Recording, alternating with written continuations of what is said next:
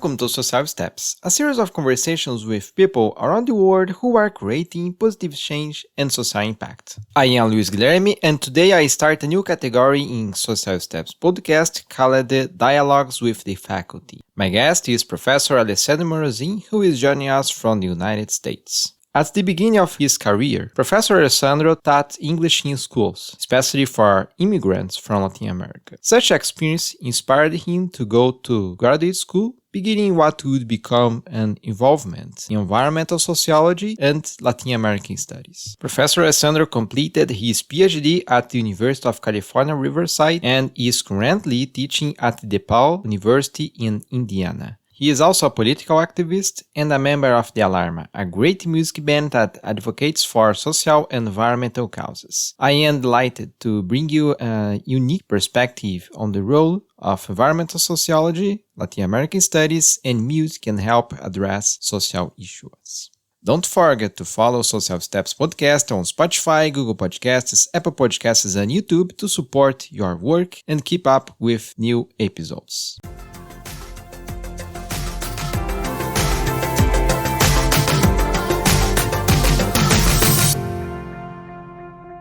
Alessandro, thank you very much for your time and attention for this podcast. It's a pleasure to talk to you. And to start to begin our conversation, could you introduce yourself and talk a bit about your academic path, the obstacles you overcame?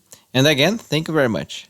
Sure, Luis, and thank you so much for this interview. I enjoy listening to your podcast, and I'm really thrilled and privileged to speak with you. I'll give you some history for your question. I was an undergraduate at Occidental College in Los Angeles, California. I was majoring in urban and environmental policy. We called it UEP, urban and environmental policy. And as an undergraduate student, I took classes on things like racial relations in the United States, the labor movement, and I eventually got interested in prisons. And I wrote a couple of research papers, one over the summer and one as a senior thesis about the growth of prisons in the Western world, especially in the United States. And throughout my undergraduate years, living there in Los Angeles, going to a liberal arts college, there was always something to do. And activism and politics was something I was always interested in as well. And these were the beginning years of the War on Terror. My first year of undergraduate was the terrorist attacks of September 11th, 2001. So immediately we were thrust into the situation where, those of us who had a more critical perspective already about imperialism, we knew the result was going to be bad, and the United States would use this to launch more horrible wars and occupations, which is what happened and what it has done, but not without resistance. And so as students, we were involved in the anti-war movement. We went to many demonstrations in LA and San Francisco, and we organized a walkout on campus where around a third of the campus joined, and professors joined and spoke and walked out of classes to protest against the Iraq War. We went on, and before that, even a small group of students I was with, we called ourselves Students United for Peace. And this group went on a hunger strike for 3 days against the U.S. bombing of Afghanistan in October 2001. So I say this to bring up that I had my studies, but I was always interested in international and global issues of justice and change. And after undergraduate, I didn't want to do anything else with academia for a while. Some students go straight to graduate from undergraduate. That's great for them. But I wanted to apply all these theories that I was learning in the real world, in organizing. So I did like all kinds of other full-time activism and demonstrations, and it was really exciting to do that in Los Angeles. I won't go into a lot of detail about that, but to sustain myself during those years, I taught English as a second language for mostly immigrant and Latin American adults uh, in the Los Angeles Unified School District in the adult division. So I did that for a few years, and I love that job. I love the students, but there was a global economic crisis that hit us in 2009, 2010. So a lot of people's hopes for continuing to work in that ESL and adult teaching division evaporated, where we couldn't find many hours, couldn't find much work, could never find tenure. So one thing led to another, and I decided to go back to graduate school to get my master's in global and international studies at University of California, Santa Barbara. And then I decided that a lot of the people that I was meeting in that program, a lot of the faculty that were giving our classes, came from the field of sociology, and especially those at UC Santa Barbara who had a very critical orientation, a lot of Latin Americanists. So that inspired me to pursue a PhD.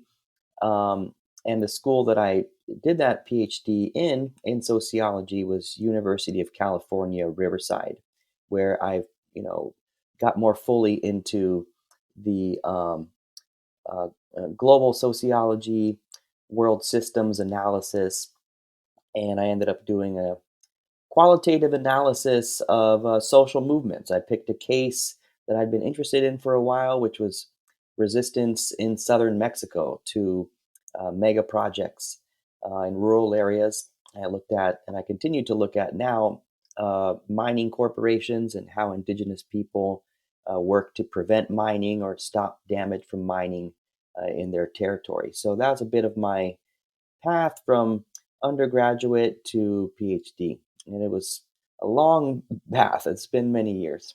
And Alessandro, at the beginning of your studies at the university, what motivated you to research sociology and Latin American studies? Yeah, so this was I should back up again. So when I was teaching in the adult schools in East Los Angeles, teaching them English, I had many students from different parts of Mexico, also some from Central America. These people were workers in the United States, and some might have had documentation to be there legally, some not. We never asked, and we shouldn't ask. But I became really curious to see what was bringing people to the United States. I knew a little bit about the history of dispossession in Latin America and the poverty being faced in different regions of these countries.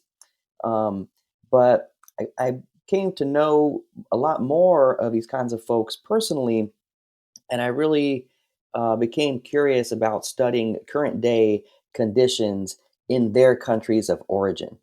There's a lot of good research being done in the United States about the immigrant experience in the United States currently, but that wasn't what I uh, decided to research. I wanted to look at sociology of the global South.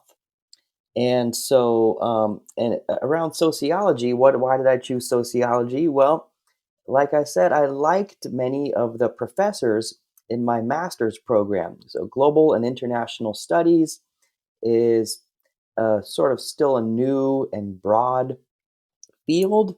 Some of it is more humanistic, and some of it is a bit more science y, but more on the humanist side.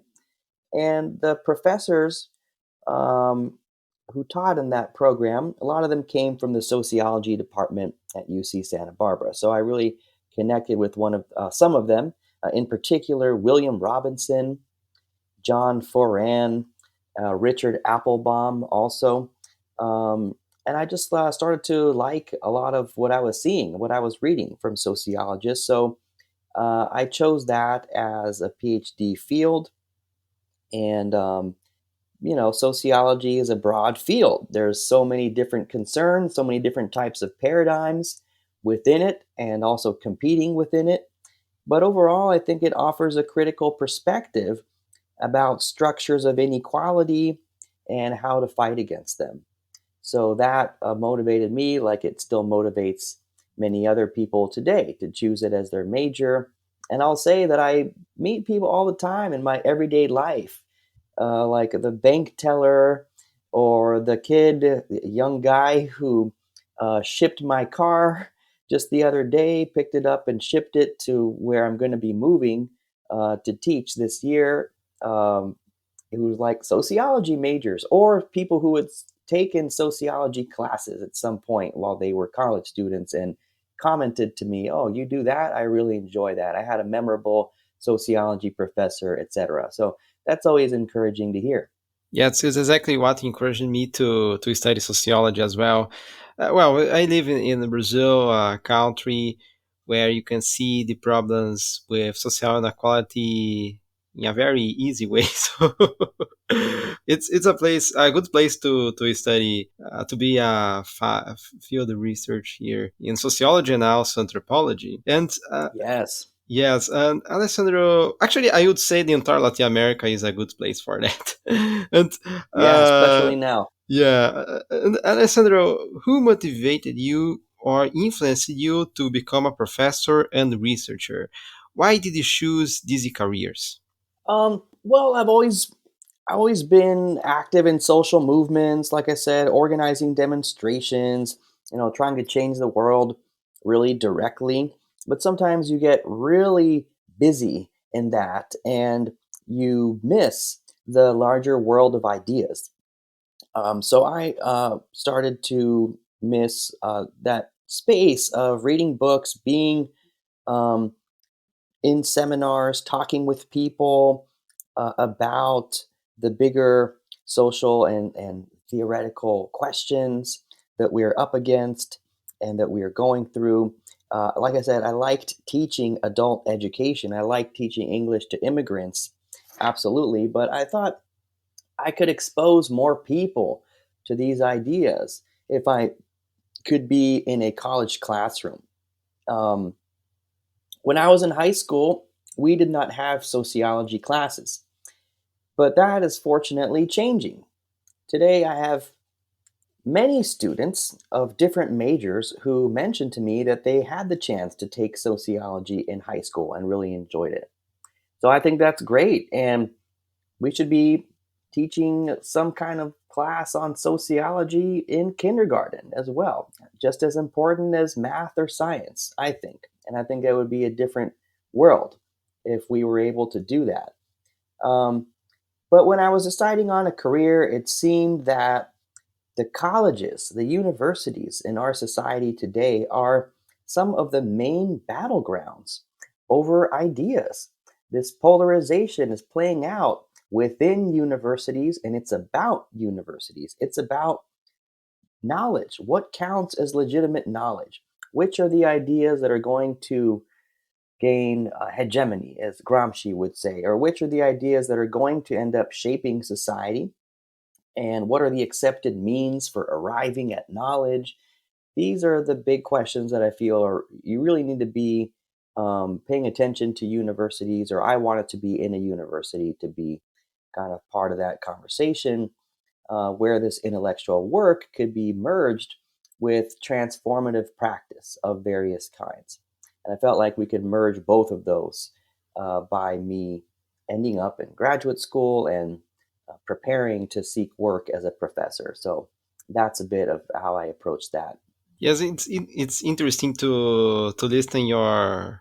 I mean, this how the high schools are, or how this system is dealing with sociology classes in the high school. Because here in Brazil, it's always changing. So during the military government, obviously we did not have Mhm. sociology here. Actually, studying sociology was a bit dangerous here in Brazil during these times, especially during 60s Yeah. and 70s.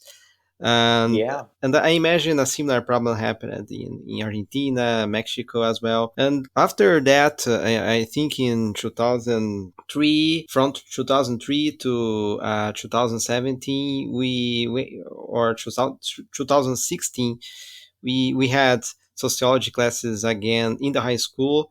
I had sociology classes in high school, but I think it changed again. So I think it's not compulsory. Yes. So it's optional for those who who So want to. something something changed around 2016. What might that be? Yes, I don't know. I think the government does not want more open-minded people here. Yeah. I think it's the main reason why it's always changing here. So sad because in Brazil you have so many great sociologists and people who founded the dependency school, dependent studies of Latin American societies. And it seems like every time there's a growth in a far right movement or a far right authoritarian leader assumes power, these are the very traditions of their country, quote unquote, that they move to suppress and that they claim are foreign, alien, subversive. I mean, in Hungary, same thing. They're suppressing their own legacy of uh, amazing critical thought, people like Karl Polanyi. And it's like the government in Hungary doesn't want to teach anything about him, or Cardoso in Brazil, and these thinkers that they're Freire. Oh my gosh, like to some people in Brazil, it's as if his name is a bad word or he doesn't exist. But these are the politics of what's going on right now, and we see it in the U.S. We could talk more about that later. Uh, but yeah, it's encouraging to know there's still many people with a desire to take these classes, to teach these classes, who have the ability, but sometimes, very sadly, there's bigger forces that are really consciously standing in the way to block us. So we continue to have our work cut out for us. And speaking of your work, Alessandro, what are you currently researching? May you tell us about your investigations? Okay, sure. Basically, I'm a political and environmental sociologist. That's kind of my subfield. I'm centrally concerned with social justice. My research is in conversation with some environmental studies literature on natural resource extraction in the capitalist world system. I'm particularly interested in how cultural, political, and organizational forces shape environmental justice activism. And geographically, I'm focusing in Mesoamerica, specifically in the state of Oaxaca, Mexico. So I look at how ethnic indigenous organizations confront the threat of dispossession in various forms. Also, how they grapple with inequalities among their own communities and differences of status within their own organizations, such as gender inequality, um, and how they have an ethic of their own obligations to nature. You can call it Madre Tierra, Pachamama, Mother Earth, uh, La Vida, life. This is really an indigenous ethic that has been given shape in our recent times and has been promoted by these organizations who have an entire alternative to development, and that's what I've been interested in. So I do field interviews and ethnographic observations with community members. I specialize in qualitative methods like participatory action research, but I've also used quantitative approaches in the past to study the links between natural resource extraction and political repression, or state violence and paramilitary violence. I've used some quantitative methods as well, but right now I'm not focused on the statistical and quantitative, more on the qualitative. So I'm looking at how transnational corporations evade environmental and indigenous rights laws on the national and international level, and how social movements respond to being criminalized and to their organizations being repressed.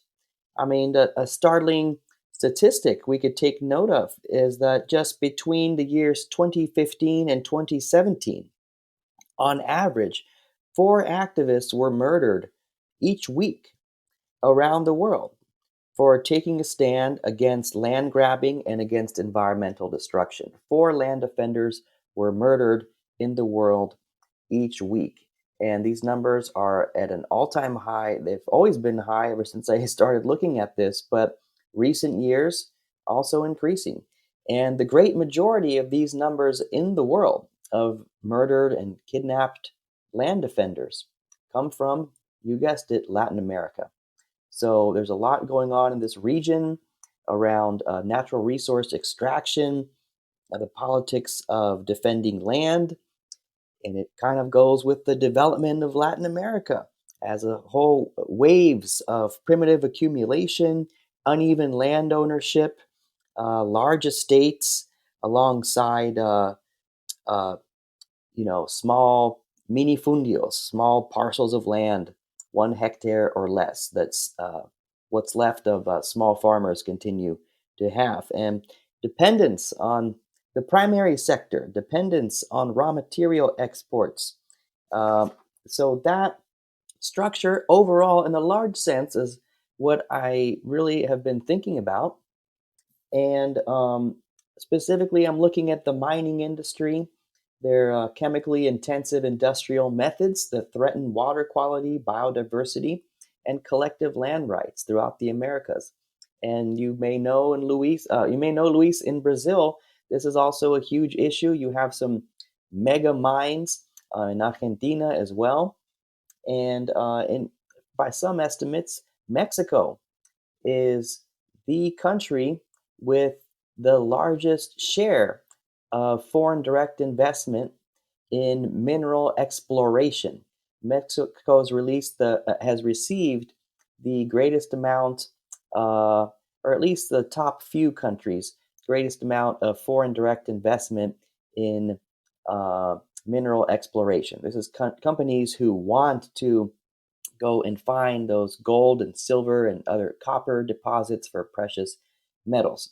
So, like I said about my students who were formerly my ESL students, English students, what is it that's driving them? Well, we can see how in Central America, in Honduras, in El Salvador, and Guatemala, the violence associated with mining projects, including narco mining, illegal actions by organized crime that the World Bank and some of these governments claim will bring development, will bring investment and jobs and infrastructure to these areas.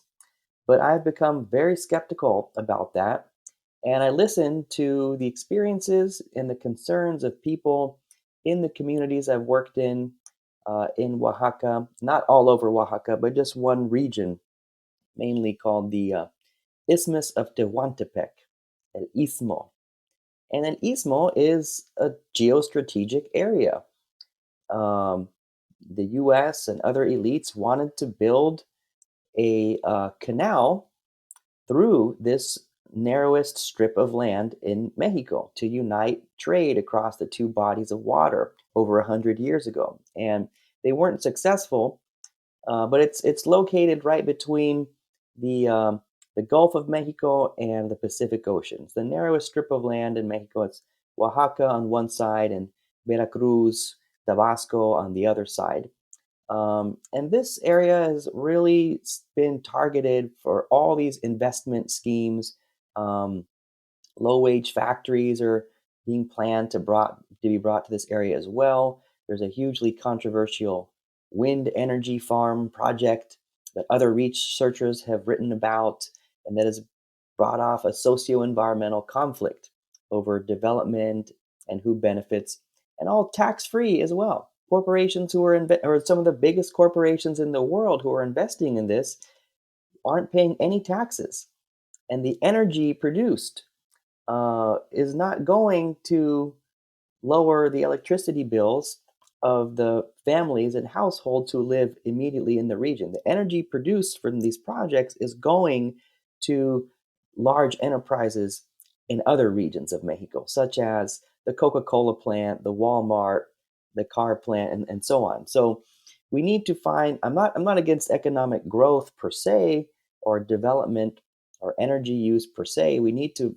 but we need to find some other balanced way of relating with nature. And we need to have more equal share in governance and decision making. That's very difficult to do under the current system. But this is some of my work, and I'm just now starting to prepare a book manuscript, trying to get a book idea submitted to a couple of different university presses that's more in depth about what my dissertation was, and revising it to be an actual readable case study using ethnographic narratives that's bringing these different threads together. Alessandro, just to your listeners who are interested in following your work, I know it's always difficult to stipulate a day, but do you know when your book will be released? Well, thank you. I'm just in the early stages right now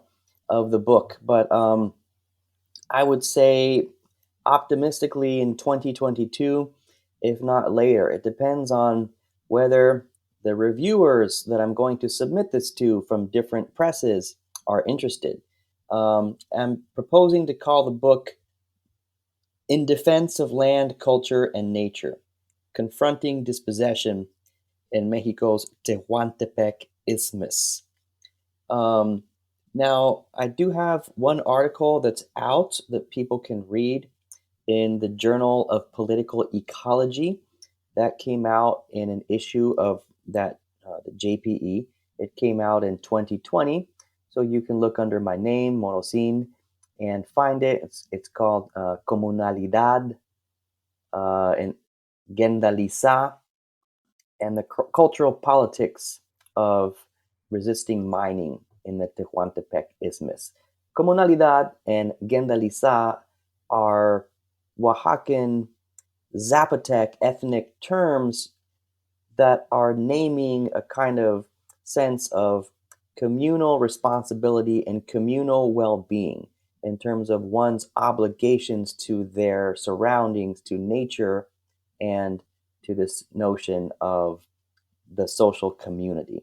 And I look at how these indigenous visions, if we can call them that, indigenous worldviews, are given shape within mobilizations to prevent mining corporations from beginning to extract in the Isthmus of Tehuantepec, Oaxaca. So that article has been out, and that was the first article I wrote from my dissertation. I got my dissertation completed my dissertation in 2019 from UC Riverside, and there's another one that's pretty close to being out. It seems it's going. An article of mine is going to come out in Latin American Perspectives, which a journal that I really really enjoy, has perspectives and authors from around the world writing about these issues that you and I are talking about here.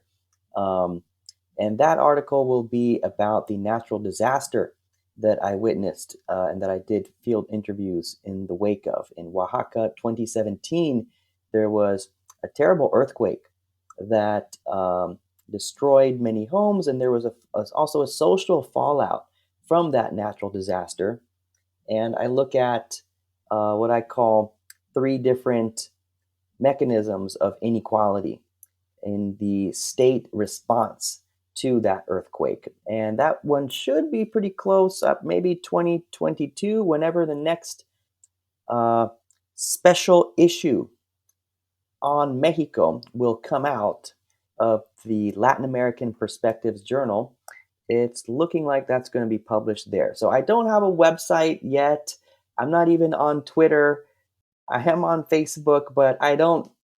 I've just chosen not to be on some of these social medias for now, just to save myself time.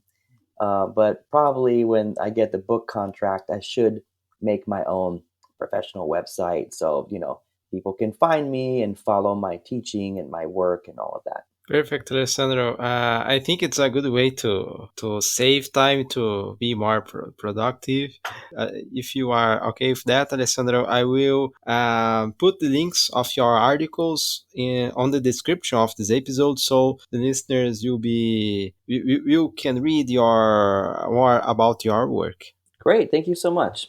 Alessandro, what are the joys and pains of being a sociology and Latin American studies professor and researcher? What do you like, and which are the most challenging things about working in these careers? Well, one challenge is that the world is always changing, right? It doesn't just wait for us to catch up so that we can study it. So many researchers, academics, and probably people in other fields as well have this feeling, this sensation that you can never catch up or you're never doing enough and you need to do more. And maybe that is just part of how neoliberal academia is structured more and more. I mean, teachers as well, all the stuff that the American teacher is being asked to do. I mean, man, even some states want teachers to carry guns to defend against mass shooting. So I looked at a satirical comic depicting all the tasks that teachers have to do. And the other day was in the newspaper, and one of them was she was also carrying an AK-47. Uh, so, uh, fortunately, professors aren't being asked to carry guns yet, but you do get the feeling that you need to catch up because this field is constantly expanding. Field of Latin American studies continues growing. The field of sociology is vast. Um, so sometimes it's challenging to feel like you need to read all the important works. Um, so I've tried to think long term to solve this. Got to play the long game. Um, Unfortunately, maybe half of the graduate students who enroll in a graduate program do not finish for many reasons. So I was always advised by other faculty when I was first beginning a PhD to choose something that you don't mind researching for the long term, several years, 7 years, 8 years. Otherwise, you're not going to make it. It has to be something that you are passionate about and that you really think there's work that could be done. And you might not, it's something where you shouldn't mind being perhaps one of the only people in the world who's working on this particular topic with these particular methods, with these particular theories. And I still feel like I'm just getting started on that because uh, it's taken me a couple years to get the publications really cracking off of the dissertation. Um, and so I've had to think long term, as many other academics and researchers do. I read the work of other colleagues, I gather interviews, I present my work at conferences, which is where I was so pleased to meet you. And we started this whole interaction, you and I, when I was presenting something at Latin American Studies at LASA about COVID 19 and the anti mine movement in Mexico and how these organizations of human rights have been impacted by the pandemic, and how they've changed their tactics and so on. So I learned that in grad school, summer is usually a really good time to get your research done. Summer is when you get stuff done, when you can do actual thinking or make progress on work that you were too exhausted to get done during the normal school year. And one very big joy is being able to work with students in the classroom or on Zoom. Last year was all Zoom for us. I was at DePauw University teaching classes on criminology and intro to sociology and prison abolition, another topic I really enjoy teaching. But we were all teaching virtually. And when I was working with students, I assigned them to work on an internship or various internships for legal services organizations, for non government organizations who are serving the needs of formerly incarcerated people, for a group also called the Prisoners Revolutionary Literature Fund, a small organization who sees that current inmates in American prisons have access to radical and revolutionary literature and form study groups in prisons about this. And some of my students interned as community service for these organizations, but they did it completely remotely. They were transcribing prisoners' letters and then posting them online because prisoners write, and this has to be transcribed. You have to make decisions with the organization about which information in this letter is going to be made public and which isn't for obvious reasons. We did all that online, and so but it's still working with students and connecting with them, even if it was over a screen, which many students probably got burned out about. I can understand. People are tired of Zoom. Well, we've made some progress in this country with the pandemic, and hopefully that progress doesn't slip away this semester. But that's why they called me back to work in person this year. Um, so, this is all to say that I look forward to being back in the classroom safely, probably with a face mask, even though I'm, of course, vaccinated. I encourage getting students to think critically, to join efforts for social change. And I like reading the work that students come up with. A colleague of mine who works in this same research focus as me teaches in British Columbia, but she's Brazilian by origin, Jasmine Christoph. She invited me to be on a panel to read graduate student papers in the Canadian Association of Latin American and Caribbean Studies. Okay, so I read several papers in English and Spanish to decide, so that we could meet as a committee, a few of us, to decide to give the best graduate paper award in the Canada Latin American study. And there was a student who wrote this fascinating paper, Luis. I don't know their name, but they were clearly the winner. And I'll just tell you briefly, it's about migrants from Central America in Mexico. And this student broke down and they exposed how some of the mainstream uh, migrant rights organizations affiliated with the United Nations um, appear neutral, but are actually political actors and are actually doing politics in the decisions that they make because these organizations are constrained by the nation states that fund them or by the political context they're operating in. This student wrote a paper about how, and they really pieced this together in a way that was so helpful for me to read and understand. So, one of the payoffs of this job is being able to connect with students. So, I think sometimes we neglect teaching. We tell ourselves that research is where your prestige is, and research and gathering knowledge is important. You got to do it if you want to advance to tenure and all that. And it's rewarding and it's fun to do it.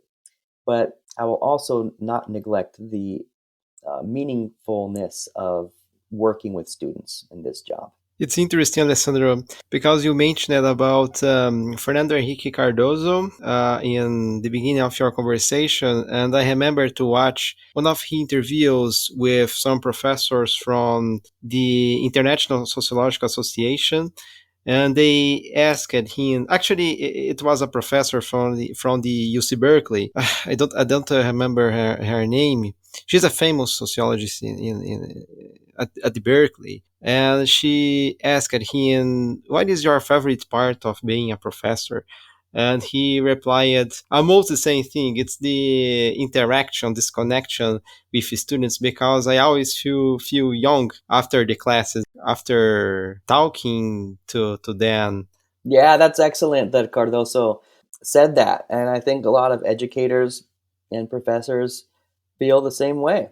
Alessandro, is there a difference in the students' perception toward sociology and Latin American studies as an area of research now than 10 years ago? Yeah, I mean, perhaps. I don't know, Luis. I'd also be curious to hear your thoughts on this. With your background as a lawyer and getting your college degree in Brazil, because we work on some similar issues. Well, I would say that today's students seem more sophisticated in the past, including on some issues like gender and gender ideologies and gender relations. I've learned I've learned things about this field sometimes from my students. So it seems like they're catching up more quickly. Uh, so we've got some really fantastic students at all kinds of institutions, whether it's a community college in which I have taught, a large uh, research public university in which I've also taught, Catholic university, Catholic research university, which I've also taught in. Um, or liberal arts schools, that we have great students everywhere that seem to be picking up and learning more quickly, and they're hungry for new knowledge always.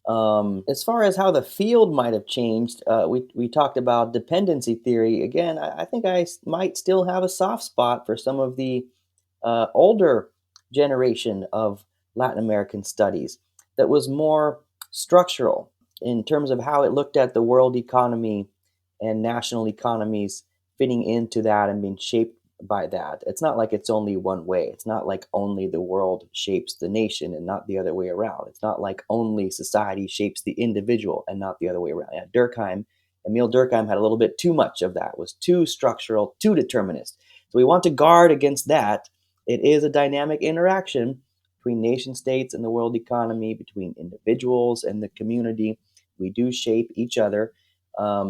But that said, it seems like the work from a generation ago or more in Latin American studies seemed to be more explicitly oriented around questions of how to achieve socialist transformation of national societies and of the world as a whole. So for many reasons, though, those kinds of discussions seem to have lost ground since the triumph of more conservative frames in the 1990s. But perhaps we're going back in the other direction now, seeing that more students have perceived around them that the status quo is absolutely not working for them or for most people, to say nothing of the global south.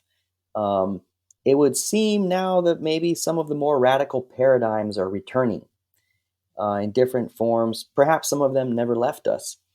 Um, but the more critical and radical paradigms have remained active throughout these big twists and shifts that we've seen over the past few decades. Um, and ultimately, I mentioned gender. I think there is a way to merge some of this large scale macro perspective that takes the global crisis of capitalism seriously as an analytical concern and a political responsibility. There's a possibility to merge that macro with work that looks at social identities of real individuals, real people on the micro level, that looks at inequalities like gender norms, how they continue to shift and change, uh, not necessarily in positive ways, but yeah, shifting gender norms and how these are experienced, how these relations are navigated by real individuals. I've always liked that search for unity between the very large and the very small, and you could say that every science has this. Physics has, a very macro and a very, very micro, and they have principles in physics, as far as I know, that try to unite these, or try to account for the what unites the very large and the very small. And sociology is the same thing, and it's debatable whether we've made more progress on that micro macro link than other sciences. But this is where I think the future could go. Yeah, well, as someone from Brazil, regarding the Latin American studies, well, I think Brazilians always feel curious about sociology, despite the military government. I mean, even during the military government, we had several thinkers, Fernando Henrique, for example, Florestan Fernandes, and more. And in terms of Latin American studies, I can see growing curiosity. I don't know exactly why. I think maybe internet is, and even backpacking, like traveling to other Latin American countries.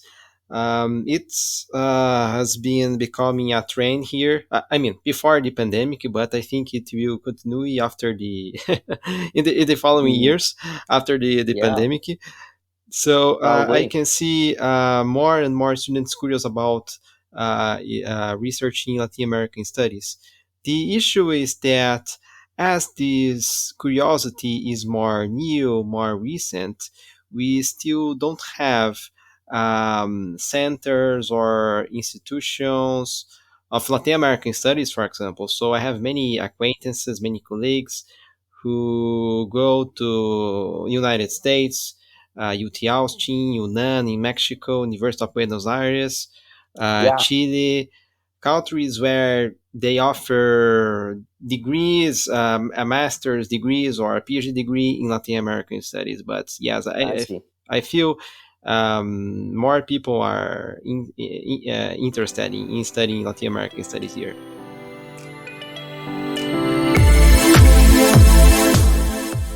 Alessandro, let's imagine we have a listener who wants to start studying sociology and Latin American studies.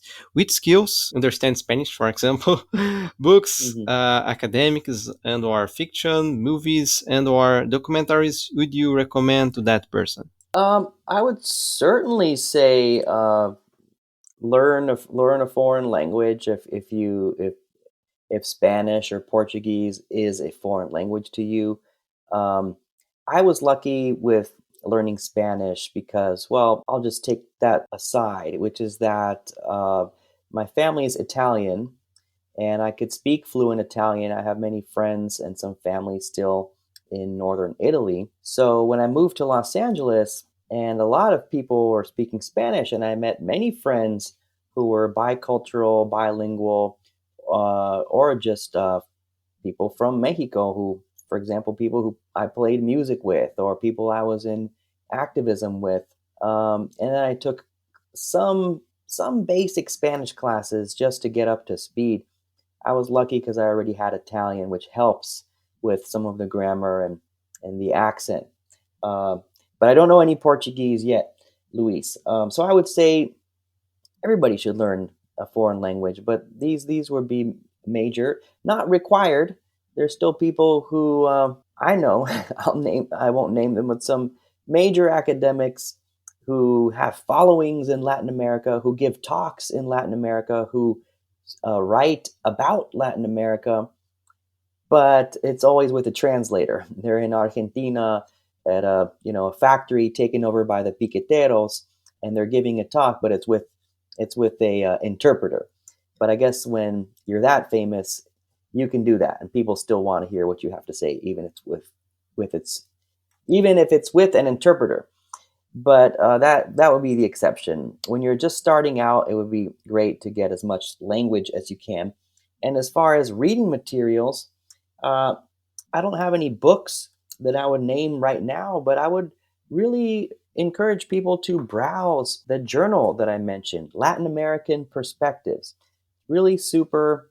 It's been going strong for decades, and there's all kinds of articles about Brazil, Argentina, Mexico, culture, gender, environmental disasters, uh, debates over programs for social change. So that is a fantastic journal, and they have a podcast as well. Um, Films that I've seen recently, I saw Ya no estoy aquí, the one about the youth who's in a cumbia music subculture in Monterrey, Mexico, and they it's just that's just really fantastic. If you can look that one up, Ya no estoy aquí, and then some of the classic also like Y tu mama también, just powerful cultural movies about some of the Latin American experience. And then one that's more about social movements. I remember También La Lluvia, isn't that with Garcia Bernal? Even the Rain in English is about how in Bolivia the whole struggle around water privatization, where even the rainwater was something that they wanted to privatize, that the government wanted to make a law saying that the local people were not allowed to collect their own rainwater. So it's part of what set off these big water wars around in Cochabamba, and that eventually brought the whole country to its knees and so on in the early 2000s. So movies like that, and then I must credit my wife and compañera de vida, Paulina, who mentioned to me the three deaths of Marisela Escobedo. This is a powerful documentary um, on the life and death of a mother from Juarez, Mexico, who was killed while seeking justice for her murdered daughter. And that's on Netflix. So I mentioned the journal, I mentioned a few different films. And also currently I'm reading, it's not exactly in my field, right? But I'm reading a book by Tijuana author and feminist activist Sayak Valencia. Her book Gore Capitalism came out in 2018. So it's pretty. I like it. I wouldn't say that everybody who studies Latin America needs to read this book. I'm just saying this is something that I'm more reading right now for my own interest and for pleasure. I saw her speak at UC Riverside a couple years ago in the Latin American Studies program as a guest. So I didn't know anything about her or the book at the time. But also, to go to your question, that entire program was conducted in the Spanish language. The chair of the Latin American Studies program at UC Riverside, Alfonso Gonzalez, said, estamos aquí, vamos a hablar en español. Para los que puedan, Sayak va a dar su plática en español. Then there were people streaming and watching that program that day from Central America and other countries. So that was really cool. And the book is about the commercialization of violence, how the trade in bodies has become a huge legitimate commodity in this disastrous world that we live in. And she approaches it more from a feminist and decolonial philosophical perspective. So those are a few things I would recommend to folks, and just some of the things that I'm checking out. It's fascinating, and thank you very much for sharing with us your great recommendations. For your listeners, you can find the Alessandro's recommendations in the description of this episode.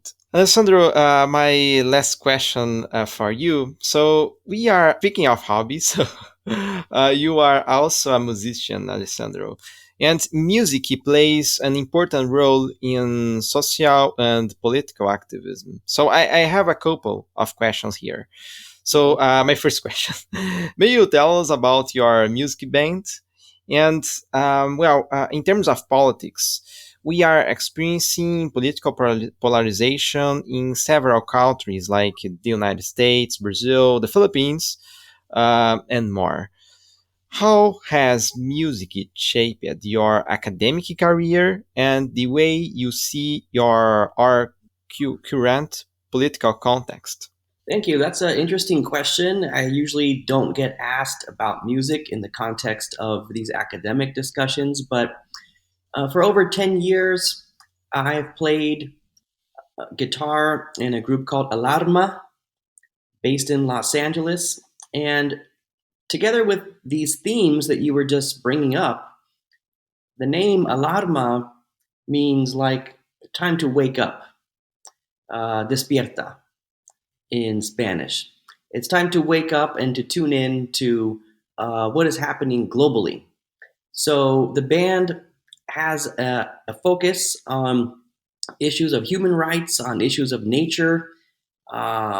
In Latin America, there's some of these themes in our songs, like indigenous water protectors and the drug trade. So we have these types of songs, and it's a Latin alternative band, I could say. To be a bit more specific, the music has been drawing on cumbia, rock, reggae, ska, and a mix of many different cultures and influences from North America and Europe, and some from Africa. I love African Congolese guitar. I'm not an expert in this, but I try to bring these different influences into it. And it's a bilingual, multicultural project. So people who are interested can see the links, including the hyperlinks, to our recent music video called Vamos Arriba, Let's Go Up, Let's Rise Up, it means, which is really dedicated to the situation of migrants all over the world, people crossing borders, physical, political, but also people crossing personal, spiritual borders in their lives to advance and to come up. So we've had some success putting out that music video. Couple of albums played. I just moved to Indiana, so I'm not currently doing music shows. But with Alarma, we played for many audiences in California at clubs, festivals, Southern California, Northern California. And the music's there available online. Another song I co-wrote that we put out was called Indignados. And you might recognize that. It's kind of dedicated to the movement in Spain. 10 years ago, they were called Indignados, but together with Occupy and together with Arab Spring. If it wasn't for the Arab Spring in Egypt and Tunisia, there would not be any global Occupy movement. And it's amazing how time goes by. That was a different era. It was 10 years ago, and today we face similar threats, but I would argue even more urgent threats in the world around climate and around authoritarianism. So I got into Latin-inspired music by living in Los Angeles and checking out groups like Oso Motley and, of course, Los Fabulosos Cadillacs and Carlos Santana, but many of the other more traditional artists as well. Celso Piña, the cumbia artist, sadly died, I think, very recently, a year or two ago. So again, it's a mix of cultures, it's a mix of influences, and music for me has always been a window into the world, into a new way to feel, a new way to imagine, into social critique. I also come from a punk rock background. When I was in high school, I was in a punk rock group. It played much louder, more aggressive music than what I play today, but I still like it. And punk rock music is global. Hip hop music is global.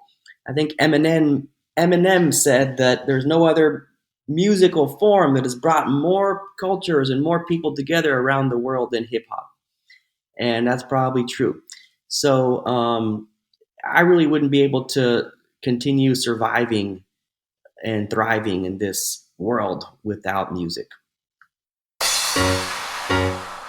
Thank you for listening to this episode. If you appreciate this conversation, don't forget to recommend this podcast to your friends who also want to create a positive social impact. If you understand Portuguese, don't forget to check Green Steps Podcast, my other podcast where I speak with leading sustainability professionals in Brazil about big ideas of environmental, climate, and other topics related to sustainability. You can find the entire series of episodes on my website, luisguilhermemel.com, whose link you can find in the description of this episode. We will have another conversation in the next month.